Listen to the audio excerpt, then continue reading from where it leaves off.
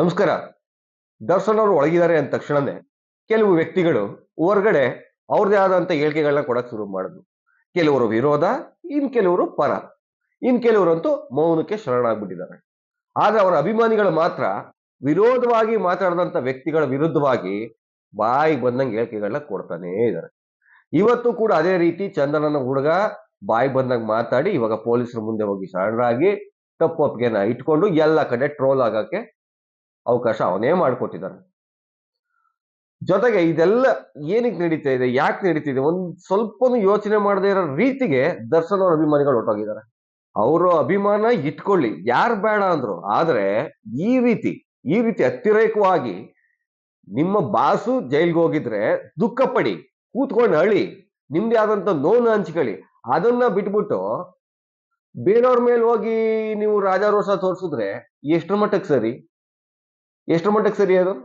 ಏನೋ ನಿಮ್ಮ ಅಭಿಮಾನ ಇದೆ, ಯಾರು ವಿರೋಧವಾಗಿ ಮಾತಾಡ್ತೀವಿ, ಬರೀ ಅವ್ರಿಗೆ ಟ್ಯಾಗ್ ಕೊಡಕ್ಕೆ ಅಂತಾನೆ ನಿಮ್ಮ ಅಭಿಮಾನ ಇದೆಯಾ? ಬೇರೆ ಯಾವ್ದು ಒಳ್ಳೆ ಕೆಲ್ಸಕ್ಕೆ ಇಲ್ವಾ ಅಭಿಮಾನ? ಹಾಗಾದ್ರೆ ನೀವು ಅಭಿಮಾನ ತೋರಿಸ್ತಾ ಇದ್ದೀರಿ, ನಿಮ್ಮ ಅಭಿಮಾನ ನಾವು ಮೆಚ್ಕೊಂತೀವಿ. ಆದ್ರೆ ಮಾತುಗಳ ಮೇಲೆ ಲಿಮಿಟ್ ಇಲ್ವಾ? ಈಗ ಆಲ್ರೆಡಿ ದರ್ಶನ್ ಅವ್ರ ಅಭಿಮಾನಿಗಳಂದ್ರೆ ಏನಂತ ಹೇಳ್ತಾರೆ ಗೊತ್ತಾ ಹೊರಗಡೆ ಜನಗಳು? ಅಯ್ಯೋ ಅವ್ರ ಕಮೆಂಟ್ಗಳು ಓದಕ್ ಆಗಲ್ಲಪ್ಪ, ಅಸಹ್ಯವಾಗಿ ಕಮೆಂಟ್ಗಳು ಹಾಕ್ತಾರೆ, ಅಸಹ್ಯವಾಗಿ ಮಾತಾಡ್ತಾರೆ, ಏನೇನೋ ಕೆಟ್ಟ ಹೆಸರುಗಳು ತಗೋತಾ ಇದ್ದೀವಿ. ಅವರು ಯಾವುದೋ ಕೊಲೆ ಆರೋಪದ ಮೇಲೆ ಜೈಲ್ಗೆ ಹೋದ್ರೆ ನೀವು ಹೊರಗಡೆ ಇರೋರು ಇನ್ನೊಂದ್ ರೀತಿ ಕಳಂಕವನ್ನ ಕೊಡಕ್ಕೆ ಅವ್ರಿಗೆ ರೆಡಿ ಆಗ್ತಾ ಇದೀವಿ. ಎಷ್ಟ್ರ ಮಟ್ಟಕ್ಕೆ ಸರಿ ಇದು? ಅಲ್ಲಿರೋ ಅಂದ್ರೆ ಜೈಲಲ್ಲಿರೋ ಕೂತ್ಕೊಂಡು ಅವ್ರು ನಿಮ್ಮ ವಿಡಿಯೋಗಳೆಲ್ಲ ನೋಡ್ತೋದ್ರೆ ಯಾಕೆ ಹಿಂಗ್ ಮಾಡ್ತಾವ್ರೆ ನಮ್ ಸೆಲೆಬ್ರಿಟಿಗಳು ಅಂತ ಅವರೇ ಬಂದು ಬೈಯೋ ತರ ಮಾಡ್ಕೋತಾ ಇದೀರಿ ನೀವು ಯಾಕೆ? ಯಾಕಂದ್ರೆ ಅಭಿಮಾನ ಇರಬೇಕು ಅದಿಷ್ಟ್ರ ಮಟ್ಟಿಗೆ. ಯಾವುದೋ ಒಬ್ಬ ಮಂಗಳಾನ ಹುಡುಗಿ ಬಂದು ಏನೋ ಅಭಿಮಾನಕ್ಕೋಸ್ಕರ ಕುಮಾರಸ್ವಾಮಿ ಅವ್ರಿಗೆ ಬೈದು ಅಲ್ಲೊಂದು ಕಂಪ್ಲೇಂಟ್ ಮಾಡ್ಕೊಂಡ್ರು. ಈಗ ನೋಡಿದ್ರೆ ಚಂದನ್. ಏನಾಗ್ತಿದೆ ನಿಮ್ಮ ಅಭಿಮಾನಿಗಳಿಗೆ ಅರ್ಥ ಆಗ್ತಾ ಇಲ್ಲ ನನಗೆ. ಯಾಕಂದ್ರೆ ಅಭಿಮಾನ ಹೇಗಿರ್ಬೇಕು, ಸಿನಿಮಾ ನೋಡಿ, ದುಡ್ಡು ಕೊಟ್ಟು ಸಿನಿಮಾ ನೋಡ್ತೀರಿ, ಅವ್ರ ಹಾಡ್ ಕೇಳಿದಾಗ ಖುಷಿ ಪಡ್ತೀರಿ, ಅವ್ರ ಡ್ಯಾನ್ಸ್ ಮಾಡ್ತೀರಿ, ಅವ್ರ ಸಾಂಗ್ಗಳಿಗೆ ರೀಲ್ಸ್ ಮಾಡ್ತೀರಿ, ಏನೋ ಒಂದು ಮೆರೀರಿ ಆ ತರ. ಆದರೆ ಈ ತರ ಆರೋಪಗಳು ಬಂದಾಗ ಸ್ವಲ್ಪ ತಾಳ್ಮೆಯಿಂದ ಇರೋದನ್ನ ಕಲಿಬೇಕಾಗತ್ತೆ. ಯಾಕಂದ್ರೆ ಆರೋಪ ಬಂದಿದೆ, ಸಾಬೀತಾದ್ರೆ ಹೌದಪ್ಪ ಕಾನೂನಿಗೆ ಒಂದು ಬೆಲೆ ಕೊಡ್ಬೇಕು, ಶಿಕ್ಷೆ ಅನುಭವಿಸ್ಲಿ ಅದನ್ನು. ಇಲ್ಲ ಹೊರಗಡೆ ಬಂದ್ರೆ ನಮ್ ಬಾಸ್ ತಪ್ಪು ಮಾಡಿಲ್ಲ, ಹೊರಗಡೆ ಬಂದು ಖುಷಿ ಪಡೋಣ. ಅದು ಬಿಟ್ಬಿಟ್ಟು ಅದ್ಯಾವ್ದು ಉಮಾಪತಿ ಮೇಲೆ ಹೋಗೋದಂತೆ, ಇನ್ಯಾವುದೋ ಪ್ರಥಮ್ ಮೇಲೆ ಹೋಗೋದಂತೆ, ಅದಾದ್ಮೇಲೆ ಇವಾಗ ಕುಮಾರಸ್ವಾಮಿ ಅವ್ರ ಮೇಲೆ ಹೋಗೋದಂತೆ. ಏನ್ ಹೇಳಿದ್ರ ಪಟ್ಟಣಗೆರೆ ಶೆಡ್ಗೆ ಬನ್ನಿ, ಮೀಟ್ ಮಾಡ್ಬೇಕು, ಇವ್ರು ಹೋಗಿ ಕರ್ಕೊಂಡೋಗಿ ಅಲ್ಲಿಗೆ ಮೀಟ್ ಮಾಡಿಸಿ ಇವ್ರಿಗೆ ಏನೋ ಒಂದು ಏನು ಇವರೇ ಕ್ರಿಯೇಟ್ ಮಾಡಿ ಕೊಟ್ರ ಪಟ್ಟಣ ಸೆಟ್ನೆಲ್ಲ ಸೆಟ್ಟು ಅನ್ಕೊಂಡ್ರ ಅದನ್ನೆಲ್ಲ ಉಮಾಪತಿ ಪ್ರೊಡ್ಯೂಸರ್ ಅವ್ರು ಸೆಟ್ ಹಾಕಿ ಕೊಟ್ಟಿದ್ರ ಪಟ್ಟಣಗೆರೆಯಲ್ಲಿ ಈ ತರ ಮಾಡಿ ಅಂತ? ಅಥವಾ ಕುಮಾರಸ್ವಾಮಿ ಅವರು ಪ್ರೊಡ್ಯೂಸರ್ ಆಗಿದ್ದವರು ಅವ್ರೇನಾದ್ರು ಸೆಟ್ ಹಾಕಿ ಕೊಟ್ಟಿದ್ರ? ಏನ್ ಶೂಟಿಂಗ್ ನಡೀತಾ ಇತ್ತಾ ಅಲ್ಲಿ? ಏನಿಲ್ವಲ್ಲ. ಆದ್ರೆ ಅಲ್ಲಿ ಏನ್ ಆರೋಪ ಬಂದಿದೆ ಅದನ್ನ ಗೆದ್ಕೊಂಡು ಬರೋ ತನಕನಾದ್ರು ತಾಳ್ಮೆಯಿಂದ ಇರೋದು ಬೇಡವಾ? ಅವ್ರು ಮಾತಾಡ್ತಾರ್ರಿ, ಅವ್ರದ್ದು ದೊಡ್ಡ ದೊಡ್ಡವರು ಏನೋ ಇರುತ್ತೆ, ಮಧ್ಯದಲ್ಲಿ ನಿಂದೇನ್ರಪ್ಪ? ಅರ್ಥ ಆಗ್ತಿಲ್ಲ ನನಗೆ. ಅವರು ಇದ್ದಾಗ್ಲೂ ಮಾತಾಡ್ಕೊಂಡಿದ್ರು, ಇಲ್ಲದೇ ಇದ್ದಾಗ್ಲೂ ಮಾತಾಡ್ತಾರೆ. ಆದ್ರೂ ಉಮಾಪತಿ ಅವ್ರದ್ದು ತಪ್ಪಿದೆ, ಇಲ್ಲ ಅಂತ ನಾನೇನು ಅವರು ಉಮಾಪತಿ ಪರವಾಗಿ ಬಂದು ನಾನು ಮಾತಾಡ್ತಲ್ಲ. ಯಾಕಂದ್ರೆ ಉಮಾಪತಿ ಅವರು ಒಳಗಡೆ ಇದ್ದಾಗ ಇಲ್ಲಿ ಹೇಳಿಕೆಗಳನ್ನ ಕೊಡೋದು ಅಷ್ಟಾಗಿ ಸರಿ ಕಾಣಿಸಲ್ಲ ಯಾರಿಗೂ. ಎಂತವ್ರಿಗಾದ್ರೂ ಸ್ವಲ್ಪ ಟಿಗರ್ ಆಗತ್ತೆ. ಆದ್ರೆ ಆ ಟಿಗರ್ ಎಲ್ಲಿ ತನಕ ಇರ್ಬೇಕು ಅಷ್ಟೇ ಇರ್ಬೇಕು. ಬಂದಾದ್ಮೇಲೆ ಮಾತಾಡ್ಕೊಳ್ಳೋಣ ಬಿಡಿ, ಅದಕ್ಕೆ ಉತ್ತರನ ದರ್ಶನ್ ಅವರೇ ಬಂದು ಕೊಟ್ಕೊಂತಾರೆ ಈಚೆ ಬಂದ್ರೆ. ಇಲ್ಲ ಅಂತಂದ್ರೆ ನಿಜ ಆಗ್ತದೆ. ಅದಕ್ಕೆ ಯಾಕೆ ತಲೆ ಕಟ್ಕೊಂತ ಇದ್ರಿ? ಬಂದಾಗ ಕೊಡ್ತಾರೆ ರಿಪ್ಲೈ. ಅದಕ್ಕೆಲ್ಲ ನೀವ್ ಯಾರು ರಿಪ್ಲೈ ಕೊಡಕ್ಕೆ? ನೀವು ಅಭಿಮಾನಿಗಳಷ್ಟೇ, ಅಭಿಮಾನಿಗಳಷ್ಟೇ. ಅವ್ರ ಮ್ಯಾನೇಜರ ಅಥವಾ ದರ್ಶನ್ ಅವ್ರ ಪರವಾಗಿ ಮಾತಾಡಕ್ಕೆ ನಿಮ್ಗೆ ಮಾಧ್ಯಮದಲ್ಲಿ ಏನಾದ್ರು ದರ್ಶನ್ ಅವ್ರ ಅವಕಾಶಗಳು ಕೊಟ್ಟಿದಾರ, ಪರ್ಮಿಷನ್ ಕೊಟ್ಟಿದಾರ? ನನ್ನ ಪರವಾಗಿ ನೀವು ಮಾತಾಡಿ, ನೀವು ವಾಗ್ವಾದ ಮಾಡಿ, ನೀವು ಗಲಾಟೆಗಳು ಮಾಡಿ ಹೇಳಿದಾರ ಯಾರಾದ್ರೂ?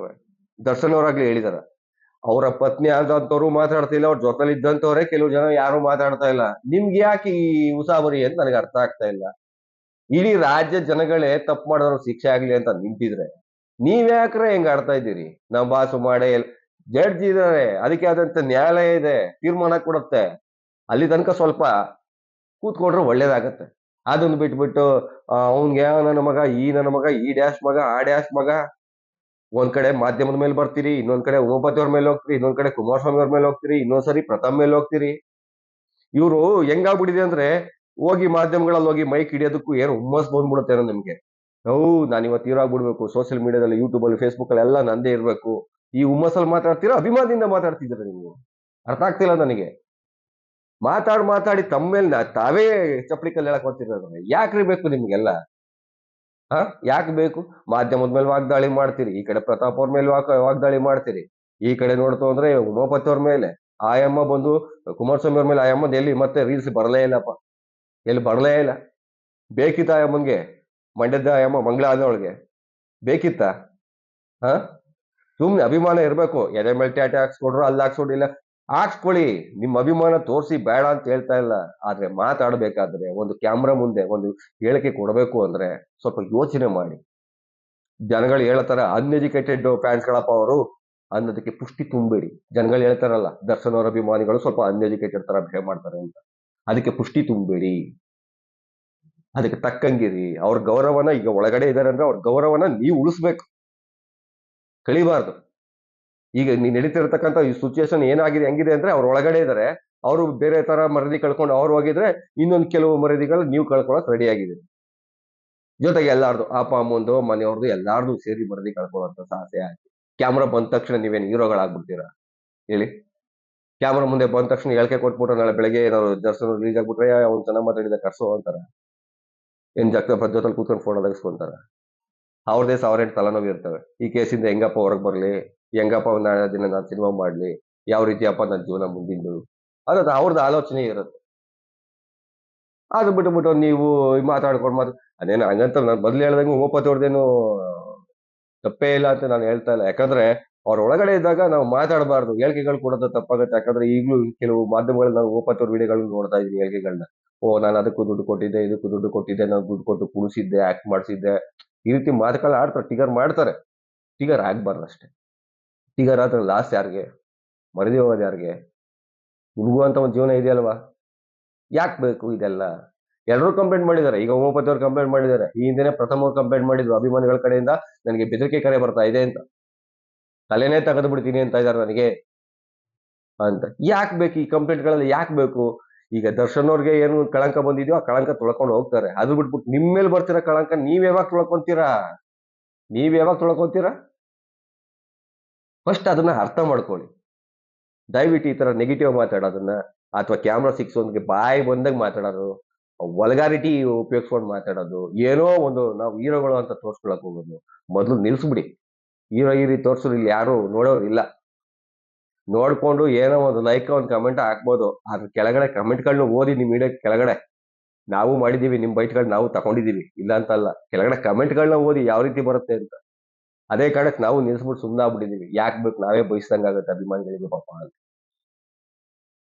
ಅಲ್ವಾ?